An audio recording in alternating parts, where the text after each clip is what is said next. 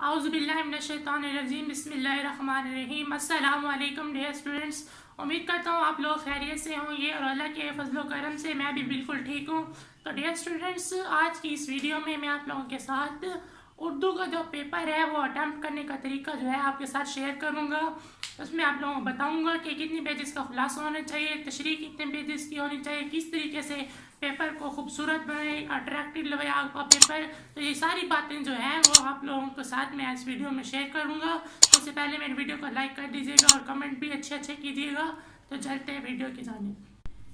तो dear students, part 1 में MCQs होते हैं और पार्ट 2 में हिस्सा इंशाइया में जो है वो दूसरे सवाल होते हैं। आपने यहाँ पे मेन हेडिंग देनी है हिस्सा इंशाइया की, एक लाइन छोड़ के आप लोगों ने यहाँ पे इसके नीचे 2 लाइनें भी लगा देनी है। तो एक लाइन छोड़ के हिस्सा अव्वल जो है वो आप लोगों ने यहाँ लिख देना है। ये मेन हेडिंग आप कट मार्कर से भी दे सकते हैं अगर आपकी राइटिंग कट मार्कर से अच्छी आती है तो, वरना अदरवाइज़ आप सिंपल मार्कर जो है वो भी यूज़ कर सकते हैं। तो डियर स्टूडेंट्स, आप देख सकते हैं यहाँ पे सवाल नंबर 2 जो है वो अरेबिक काउंटिंग में लिखा हुआ है। तो उर्दू के पेपर में जो है आपने अरेबिक काउंटिंग ही यूज़ करनी है, चाहे वो सवाल नंबर हो, चाहे वो इम्पोर्टेंट डेट हो, चाहे जो भी हो। तो जो अरेबिक काउंटिंग है वो भी मैंने मेंशन की हुई है 10 तक, यहाँ पे आप नोट कर सकते हैं अगर आपको चाहिए तो। तो यहाँ पे सवाल नंबर 1 जो 2 है पढ़ा वो ज़ेर तशरीह की है, अशार की तशरीह करनी है। तो ये हेडिंग आपने लाजमी देनी है। इसके नीचे भी अगर आप चाहें तो लाइन लगा सकते हैं। तो यहाँ पे हिस्सा नज़म की जो है वो हेडिंग दे के पार्ट वन और पार्ट 2 जो आप कर रहे हैं वहाँ उसकी हेडिंग देनी है। उसके बाद जो है आपने जो भी शेर नंबर होगा 1, 2 या 3 वो आपने यहाँ पे दे देना है। और इसके बाद अगर आपके पास टाइम हो तो पूरा आप शेर भी लिख सकते हैं, वरना अदरवाइज़ इस तरह से भी शेर लिख सकते हैं, आपके टाइम बच जाएगा। इसके बाद जो है वो हवाला शेर आपने लाजमी देना है और उसकी भी हेडिंग सेम उसी तरह है। उसके नीचे आपने एक लाइन छोड़ के भी लाइन लगा सकते हैं, अगर ना छोड़ने वो आपकी मर्ज़ी है। और शायर का नाम जो है वो लाजमी लिखना है।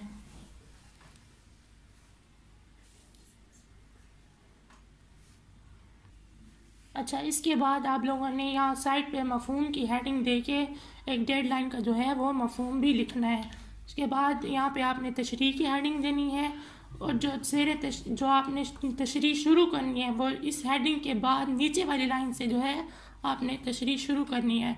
और शुरू किस तरह से करनी है, बहुत से बच्चे जो हैं उनको पता नहीं होता कि कैसे जो है तशरीह शुरू करें, तो यहाँ पे एक्सप्लेन किया हुआ है। तो इस तरीके से आपने लिखना है, ज़ेर तशरीह में शायर कहता है, इस तरीके से आपने तशरीह जो है वो शुरू करनी है। तो डियर स्टूडेंट्स, जो आपकी तशरीह होगी वो कम से कम एक सफ़ा की होनी चाहिए। तो तशरीह में आप क्या कर सकते हैं, हदीस भी ऐड कर सकते हैं, कुरान या आयत का तर्जुमा भी लिख सकते हैं, अभी कोई शेर जो हो इस सबक नज़म के मुताबिक वो भी इसके अंदर आप ऐड कर सकते हैं और इसको मार्कर से लिखना है। उसके बाद जो है वो हिस्सा गज़ल है, उसमें बे पार्ट है पढ़ा, उसमें भी आपने हवाला शेर की हेडिंग दे के इस तरीके से सेम हेडिंग्स देनी है, शायर का नाम, हिस्सा हज़फ और माखज़, मफ़हूम और तशरीह। और सेम उसी तरह जैसे मैंने तशरीह का बताया था, हिस्सा गज़ल भी ऐसे ही शुरू करना है जैसे मैंने पहले बताया था। हिस्सा 2 में आपने निसर पारे की तशरीह करनी है। तो आपने यहाँ पे हेडिंग देनी है और एक लाइन छोड़ के हवाला इक़्तिबास लिखना है इस तरीके से। तो उसके बाद जो है वो हवाला मतन लिख के हेडिंग दे के सबक का अनवान और मुसन्निफ़ का नाम भी लिखना है और ख़त कुशीद अल्फाज के मायने भी लिखने हैं। उसके बाद जो है वो तशरीह आपने यहाँ पे साइड से हेडिंग दे के यहाँ से शुरू करनी है। तो आप लोगों ने इस तरह से शुरू करनी है कि ज़ेर तशरीह भारत में मुसन्निफ़ कहता है कि इस तरह से आप लोगों ने तशरीह जो है वो शुरू करनी है। तो जो आपकी भारत की तशरीह होगी वो कम से कम आधे सफ़े की होनी चाहिए, ऐसे थोड़ा ज़्यादा भी कर सकते हैं आप, थोड़ा ज़्यादा भी। तो जो सियाक़ व सबाक़ की तशरीह है वो भी सेम इस तरह होती है, लेकिन उसमें जो है अल्फाज मायने नहीं होते और यहाँ पे आपने सियाक़ व सबाक़ की हेडिंग देनी है तशरीह की जगह पे। तो सवाल नंबर 4 की इस तरीके से आपने हेडिंग देनी है और नीचे आपने लिखना है मदरजा सवालात के जवाबात, और उसके बाद जो सवाल का जुज़ नंबर होगा वो भी आपने इस तरीके से लिखना है इस गिनती में। तो अगर आपके पास टाइम हो तो आप सवाल की हेडिंग भी दे सकते हैं या सवाल पूरा भी लिख सकते हैं। अगर आपके पास बिल्कुल भी टाइम ना हो तो फिर आप सेम इस तरह से भी लिख सकते हैं, यहाँ पे जवाब की हेडिंग दे के जवाब भी लिख सकते हैं। तो टाइम हो तो आपने सवाल भी लिखना है, अच्छी बात होगी, और हेडिंग दे के लिखें तो और ज़्यादा अच्छी बात होगी। सवाल नंबर 5 में सबक का खुलासा है। इस तरीके से आपने हेडिंग देनी है सवाल नंबर 5 की पहले, उसके बाद एक लाइन छोड़ के नीचे सबक का खुलासा इसकी हेडिंग देनी है। जिस सबक का खुलासा हो उसका नाम भी लिख के यहाँ पे इस तरीके से हेडिंग दे के सेम इसी तरह नीचे लाइनें भी लगानी है, और साथ ही मुसन्निफ़ का नाम इसकी भी हेडिंग दे के मुसन्निफ़ का नाम भी लाजमी आपने लिखना है इस तरीके से, और साइड पे इस तरह छोटा सा खुलासे की हेडिंग दे के तो आपने यहाँ से खुलासा शुरू करना है। तो खुलासा जो है वो आप कम से कम 1.5 सफ़ा का करें या इससे भी ज़्यादा भी कर लें, और कम से कम जो है आप 4 पैरे बनाएं या 5 पैर, यानी कि जो आपका खुलासा है वो पैरा वाइज देना है आपने, सेम जैसे पैरा होता है पैरा बना के वो आपने खुलासा लिखना है। तो यहाँ पे सवाल नंबर 6 में नज़म का खुलासा है। इस तरीके से आपने सवाल नंबर 6 लिख के नीचे एक लाइन छोड़ के नज़म का खुलासा इसकी आपने हेडिंग देनी है।